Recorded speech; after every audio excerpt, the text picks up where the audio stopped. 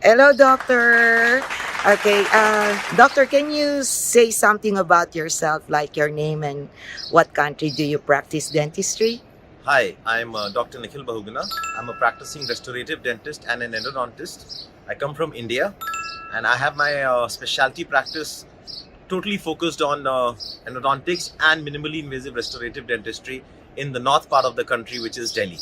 Dr. Nikhil, how long have you been practicing dentistry? I have been practicing dentistry since 2004, since I Okay. graduated and post-graduated. And it's been practically a lot of clinical experience in the last 18 years that I have shared and learned working on my patients. Okay. And then when did you get introduced with Edelweiss? I got introduced to the Edelweiss concept in 2016 Okay. by Dr. Stefan Lampel himself, and he'd come to India for a workshop. And after that, he was kind enough to invite me to Austria immediately after that. And since then, it has been no looking back. It has become an integral part of my daily dental practice. Okay. So, but what initially encouraged you to try Edelweiss? I mean, besides meeting Dr. Stefan. Oh, that was one of the biggest reasons. But to be true, I have always been a proponent of something which is close to nature.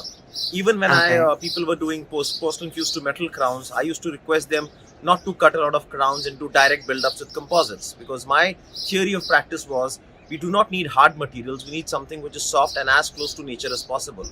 So when Edelweiss was introduced to me, it was a perfect combination of what I wanted and what I was being given. Because here we have a material which behaves exactly like the natural tooth. Because my thinking towards dentistry is not tooth-driven dentistry. It is more of the muscular-driven dentistry. If we use harder materials on the teeth, the joints overall are going to get stressed, which I was never in favor of. I rather have something which wears with time than something which is non-breakable. And that's exactly what the Edelweiss concept does for us. So, Dr. Nikki, before Edelweiss, what indirect restoration do you use before? Like porcelain, or is it zirconium? What system do you... Zirconium is something which I rarely touch. But yes, a lot of Emacs I used to use before. Emacs before. Yes, but the issue that I always face and I always discuss with my colleagues is, as many steps we have in dentistry, as many times we can go wrong. When we talk about indirect restorations, the preparation, the isolation, and then the impression, which is the biggest game changer. If your impressions are not right, no matter how good a lab it is, it will not fit. And then you trim the occlusion, we end up ruining the polish that they give to us.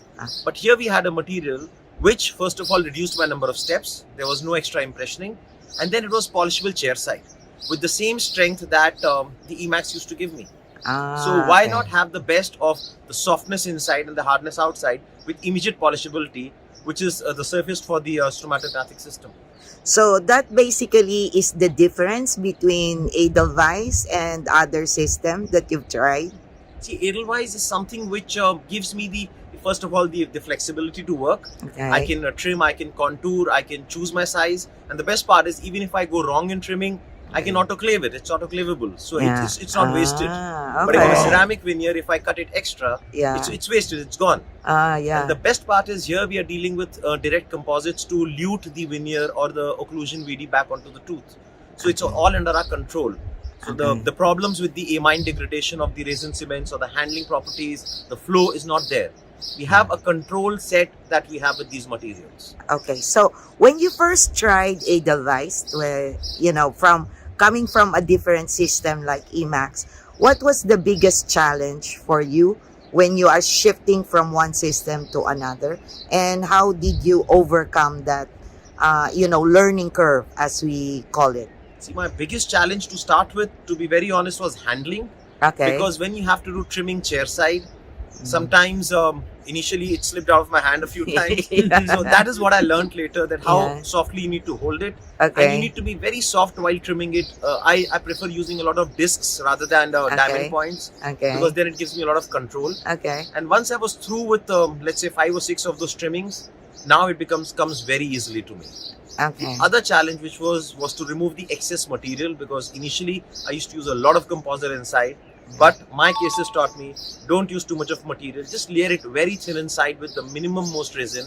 All you need is a minor flow at the margin so that we can just merge it, blend it, and polish it. Okay, so in the end, Dr. Nikhil, what do you advise dentists who are just about to start or try Edelweiss so that it will be easier for them?